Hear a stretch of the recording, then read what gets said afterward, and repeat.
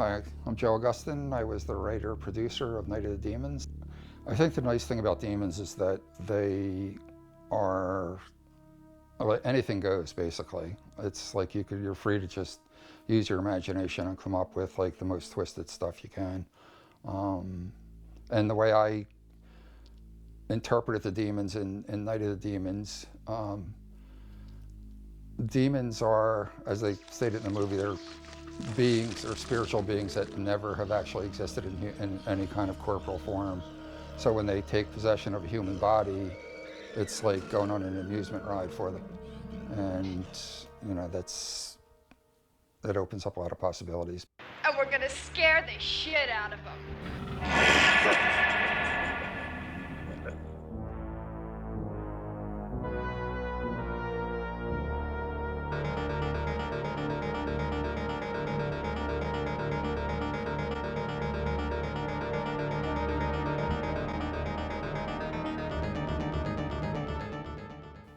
I wanted to do a low-budget horror film to start my career, and at the time they were pretty hot. Their video was coming in, so the market was pretty wide open, especially for a low-budget product. I was really drawn towards exorcism and demonic possession material.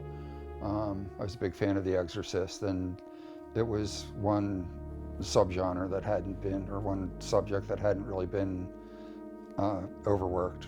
So, and I wasn't really into slasher films with knife kill or anything realistic. I was drawn more to the supernatural.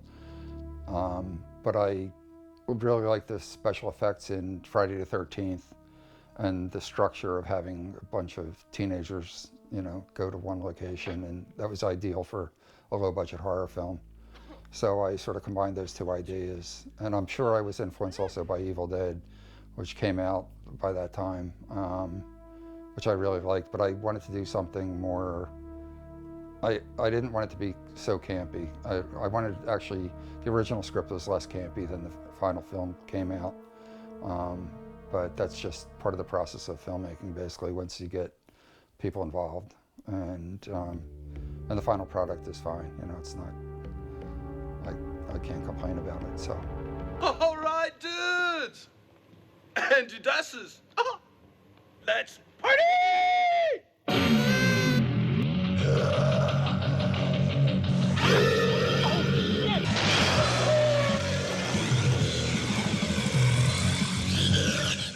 I read one of the earlier drafts of the script that was done it was written in 1985.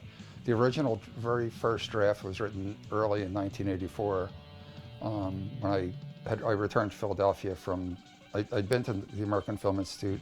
I worked on a couple of low-budget horror films as a production coordinator, location coordinator.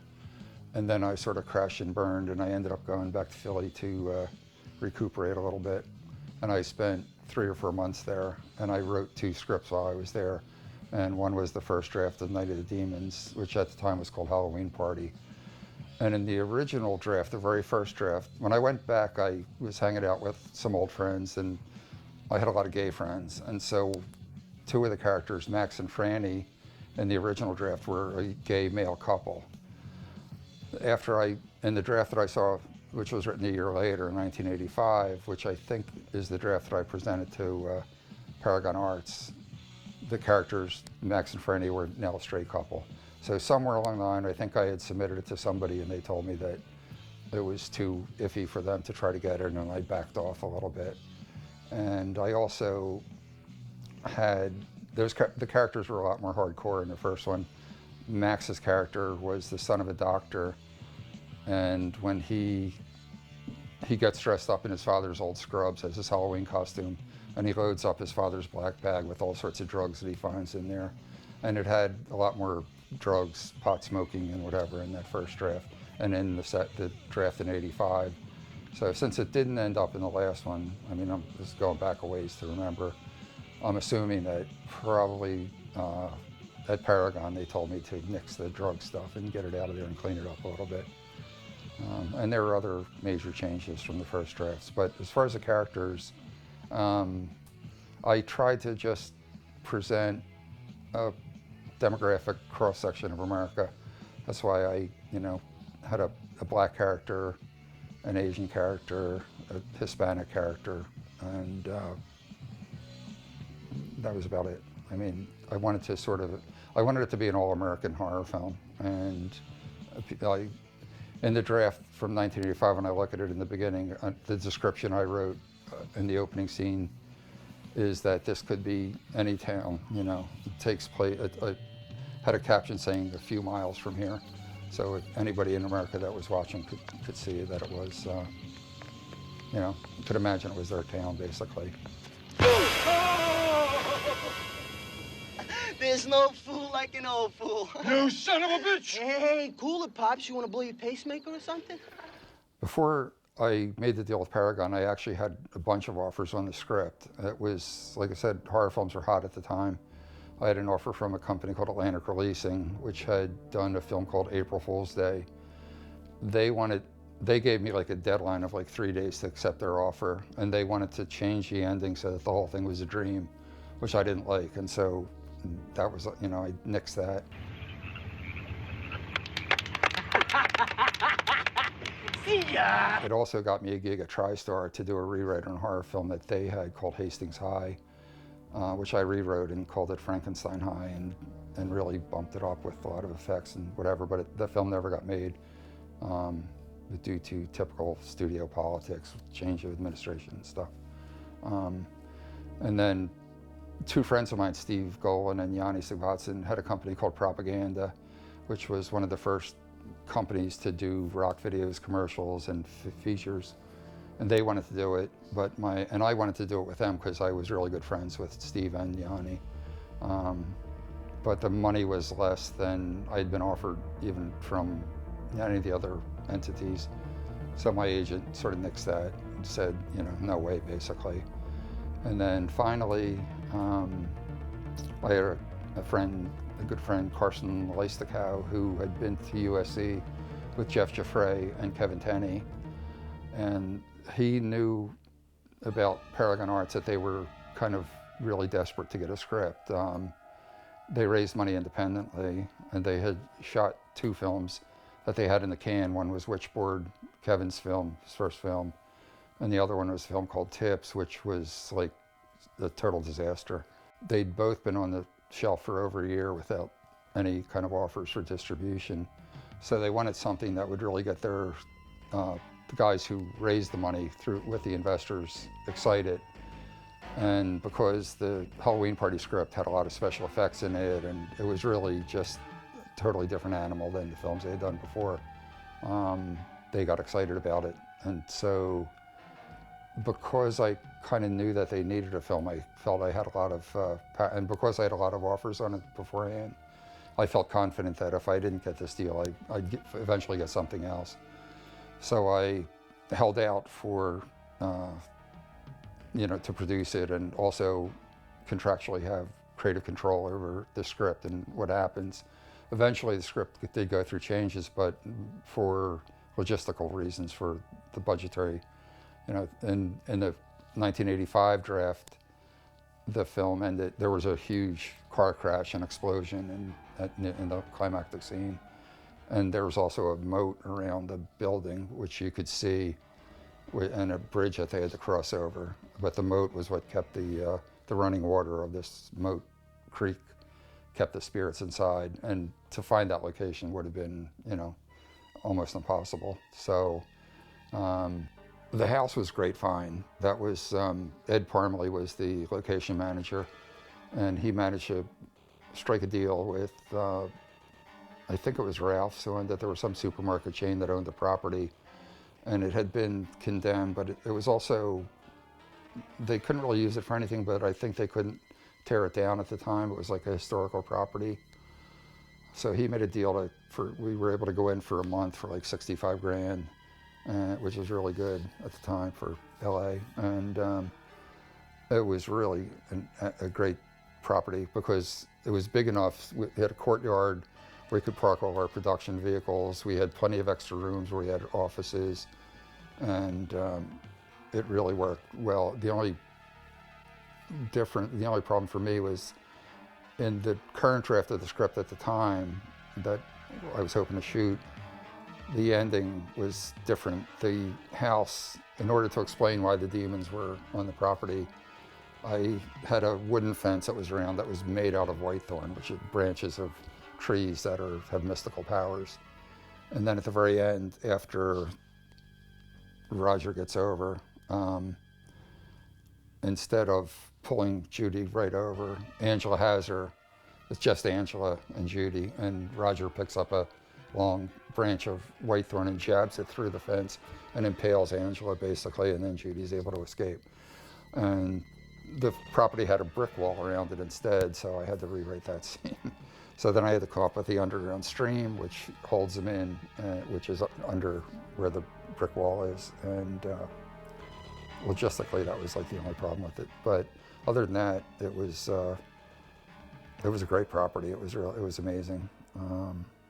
And it made the shoot so much easier because we didn't have to unload the trucks every day and reload them and move them, no drive time for most of the crew. It was pretty awesome. Look here!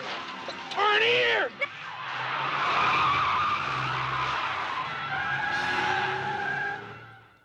When I wrote the first draft, it just flowed. It just really poured out, and I just had fun with it. And I wanted to, because I wanted to keep the budget doable, but I also wanted to have a lot of special effects in it. I designed it specifically, the first third of the movie as it's done, and the first half of the first draft was basically just comedy, a lot of lines, and a lot of ironic dialogue and stuff. And I wanted to keep the audience engaged without having to spend any money on special effects for the first half, basically. Although even at the time, it was traditional to start off with a big effect sequence to hook people, and then get into your story and whatever. And Wes Craven actually had read the script before it was produced, and he told me, you have to have something up front, and it was, but I just figured as long as people were laughing and whatever, and in every screening I've seen, the comedy still, it holds up. So, and then I could concentrate all the special effects stuff in the last 2/3 or last half of the script and get more bang for the buck, basically. And so that's what happens. Like once Angela does her dance and things start to happen, it's like a roller coaster ride after that. But every time I see it with a new audience or whatever, I'm always like on pins and needles wondering. And when we had the first screening of the film at a really big screening room in Hollywood, it was packed. And right after all the introductory stuff, before we got into the meat of it, the film broke. And I was like, oh, that does it. It's all this lead up, and now people are going to be walking out or whatever. But they got it fixed, and everybody was in their seats, and it took off, and that was good.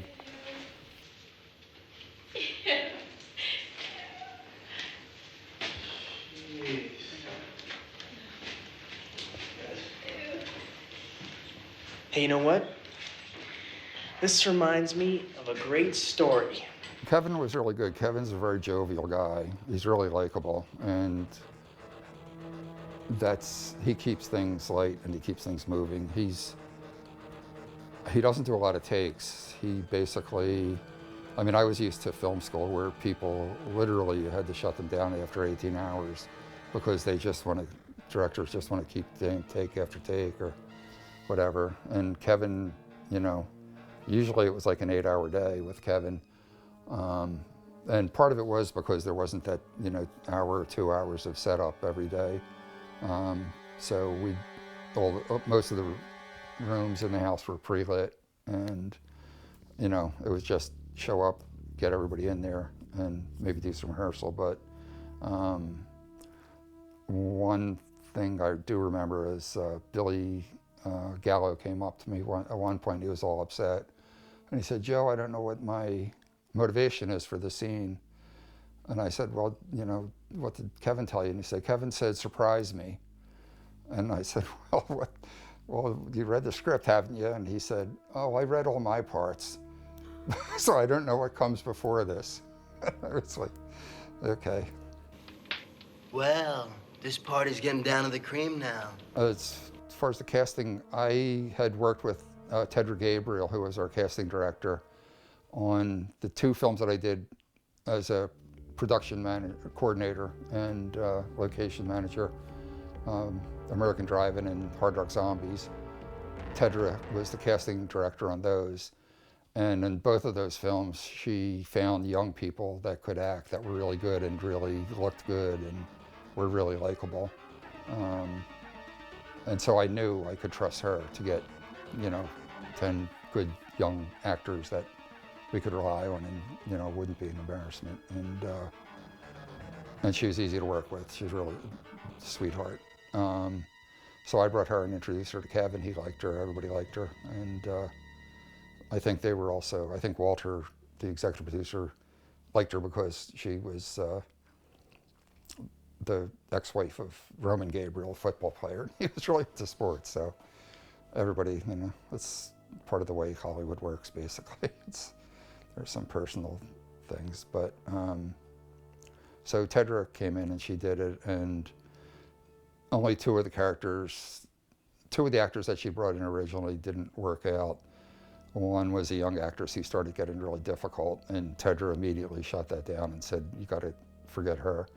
And then she was replaced by Kathy Podwell, who played Judy. And the other one was with a character who was supposed to play Roger, and he got hired on Spike Lee's film, one of the films that was set on a college campus. And so he bowed out, and then Alan was hired. And I think in both cases that we ended up, with a great personnel, basically. So I really like Mimi, Amelia. She had done a rock video for the Stray Cats, which was really hot, and I wanted somebody, we needed a dancer for that one scene, so I figured she would do it. And she just, she threw herself into that role, and she was really good. And Linnea had blown my mind in Return of the Living Dead. I mean, that was a really wild role. And so we just called them in, and they were like both really nice people and really cool and really talented. So they worked out. They were perfect for the roles, and can't say anything more about that. And all the other characters we found, I think, they were some of the best people ever to work with. They were just all really agreeable. They didn't give us any problems, no prima donnas. It was really good. They're pure evil. They're demons. Kids, come on! You can't really believe this place is possessed. Nah, just repossessed.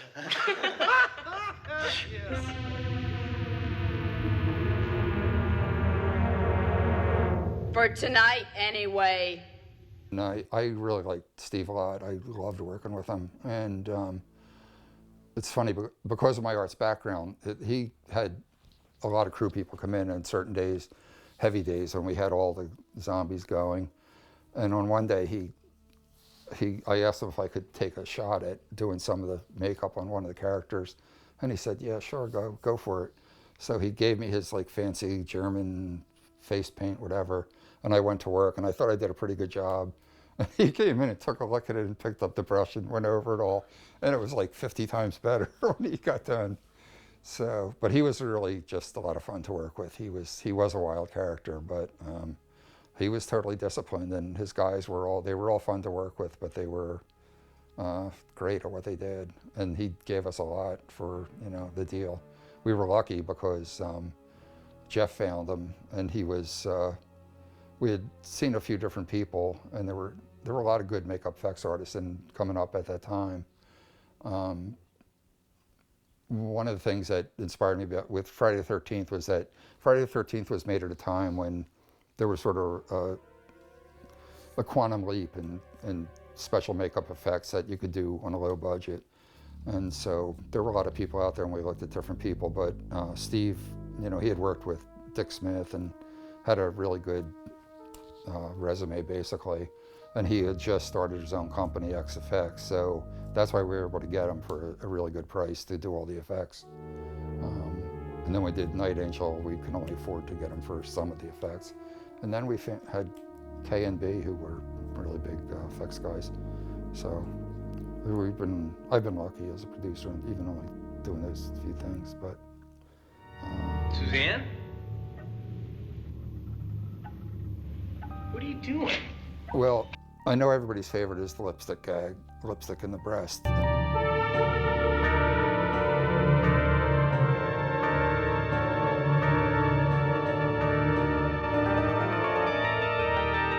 In the original script, the Suzanne character wrote a 666 on her chest, not on her breast, basically, and pushed the lipstick in right in the center of her chest, which I thought was creepier, but logistically it was harder to do. The breast gave some depth where you could actually get the thing in, and it was less complicated. So Steve Johnson proposed that, and everybody agreed that it was really good, and it worked. It was a lucky, decision to change it.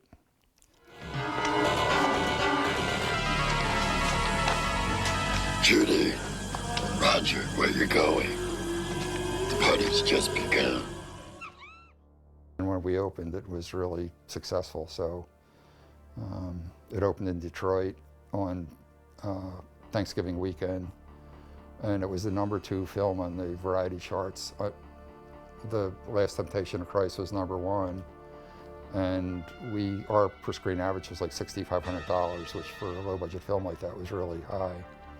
And we had opened regionally, so we opened only in Detroit on that weekend, but we were in like a number of theaters, and we were advertising. So anybody in Detroit who saw the commercials on TV would have thought that this was a big national release, basically.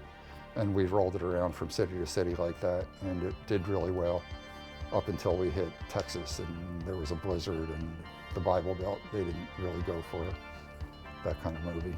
So.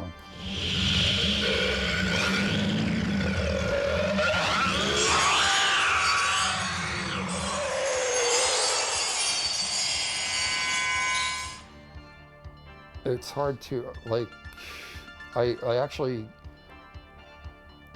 I had written the 2 scripts. I had written Halloween Party and another script called Lilith, which is based on the legend of Lilith, which became Night Angel.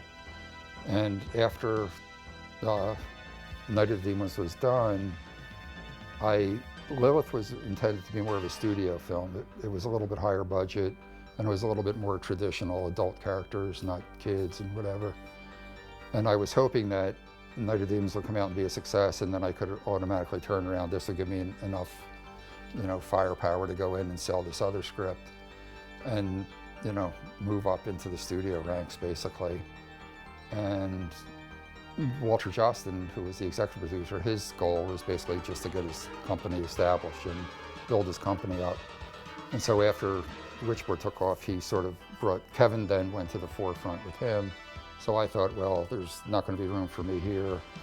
And I tried to get my agent at the time to shop the Lilith script around. And meanwhile, I had given it to Walter, and he had read it, he really liked it and wanted it.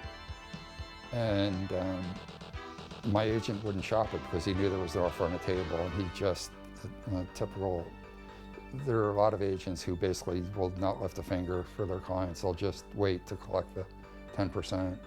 And he unfortunately was one of them.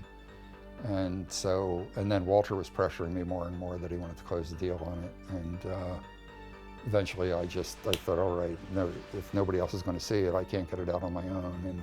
And so I made the deal. And that film ended up, due to weird circumstances, it didn't do much. And at that point also, horror films had sort of gone away. There was a lull, which happens every now and then with the genre. And so I actually went broke, and I ended up back in Philadelphia again for 9 months. And then got hired to ghostwrite a script and went back. And shortly after I was back, I was approached by Walter and Jeff, and they had a deal set up at Republic Pictures to do Night of the Demons 2. And they, wanted me to do it on spec. If they could get a script that Republic liked, then Republic would go ahead and bankroll it. And so I cut a deal to do it. I didn't have anything else going on, and I wanted to make sure that if a sequel was done, that it was done right. And I also, when I'd been back in Philly, I'd been hanging around with Jim Penzi. He's a really close friend of mine. He was a playwright who graduated from Juilliard's playwriting program. And he had a couple of plays that opened at the White Barn in Connecticut and at the Old Globe in San Diego. Really serious writer, but he had written a film. He was inspired by Night of the Demons, tried to write his own, although he had a good story set in the Catholic school, but it wasn't developed. It was not really a complete script, and he didn't really want to put any more work into it. I think he got bored with it. And so I made a deal with him to co-story the film and use his film just for the setting, basically, and some of the characters, and made the deal. And it spent 6 months writing the script on spec with taking meetings with Walter and Jeff and 2 executives from Republic, and then eventually the director to get the script, But one thing I did, I wasn't able to produce it, but I was able to get a deal where nobody could rewrite the script. If I wrote it, it was going to be, I at least wanted that to be protected. Hey, calm down, will you?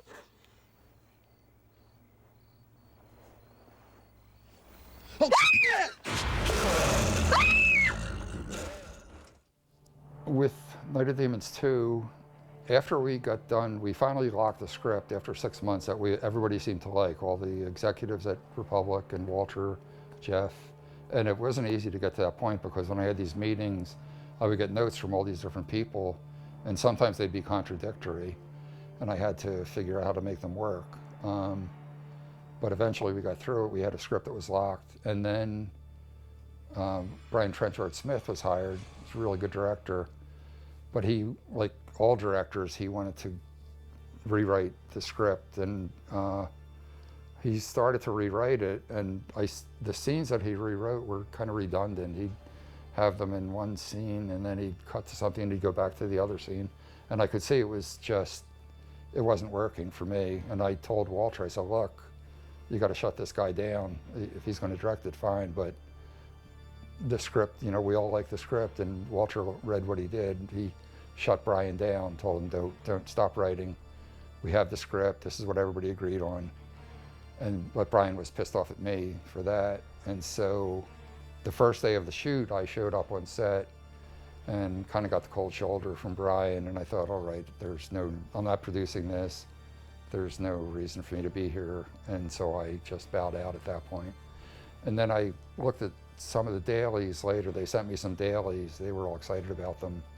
And I wasn't as thrilled with them, and I let them know. And that pissed off Brian even more.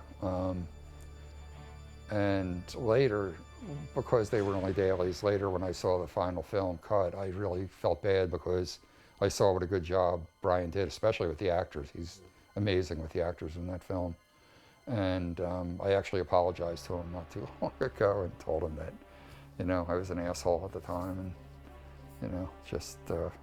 so anyway, that was Night of the Demons 2. Jeez, doesn't the fun ever end in this place? So basically, Republic, made Night of the Demons 2, and it was their most successful film of the year when it was released. But they were just coming back from, I think somebody had just bought the company. It had been out of existence for a while. So they were getting started, and they wanted something to kick them off, and it was a pretty good project. So we did that. And then later, they wanted me to do Night of Demons 3, and I knew by the time Night of Demons 2 came along, Hull House was no longer available. It had been torn down. But luckily they had good locations that they found, and they were able to double, or maybe they did have access to still the Hull House. I'm a little fuzzy on that. But by the third one, for sure, Hull House is gone. And so I wanted to write something. I wanted to have a condominium project built on the location and have the demons running rampant on Halloween in this condominium complex. And they didn't like that, Walter and Jeff didn't like that.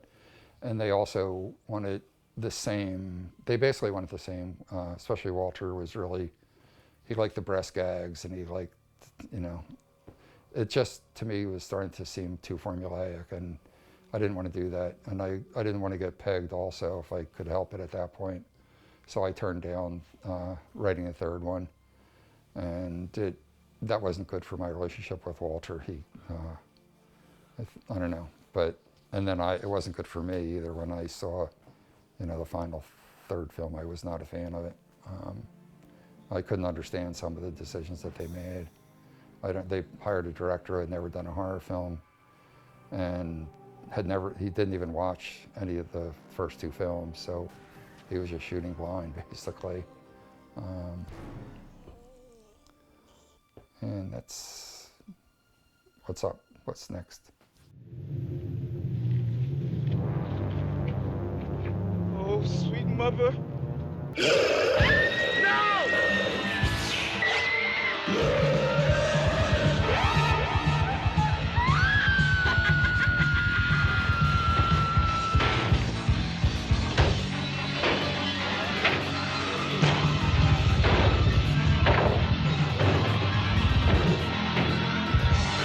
Would I be interested in doing the fourth version?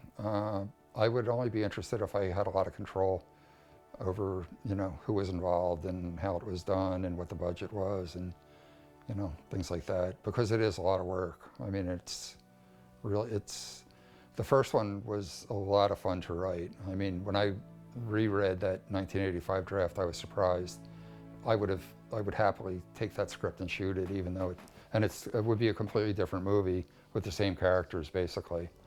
But, and maybe half the scenes are the same. But as far as putting in the effort to sort of come up with something that was as good as the first one and that satisfied the fans, that would be a lot of work. And the other thing that you have to consider, horror fans are some of the most demanding fans in the world.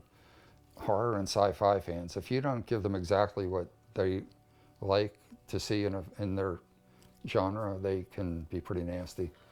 So, I mean, as much as people like Night of the Demons, there are some people that hate it. And when I wrote my first horror novel, I tried to get some help in promoting it from some of the websites that deal with horror, and some people just would not respond at all. And then I looked at their reviews and they had hated Night of the Demons. So, I don't know. I'm amazed that almost every Halloween it ends up on some new list of, Halloween films, and it's, it's pretty amazing. All I can say is thank you, and keep enjoying horror films. There's still a lot of good ones being made.